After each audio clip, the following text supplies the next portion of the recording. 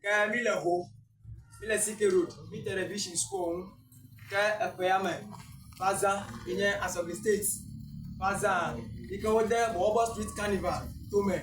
Il y a un abonnement de Bobo, mi le ho, mi le me. On the 28th of September, me le open, ben avago, sika azaka du gemla, nya wele bankwe ipi. Kama diwa wanava, abobo de siere, ikele mi akoma, nwa ateva fa, ala ba mi na me de siere pe, manya nu view. Ala bla azala, enana de ka ovana, tamele mi abete pe, ne mi ba we pe ameto, nya we ne wanyu. Azalo! Azase! Azalo! Azase!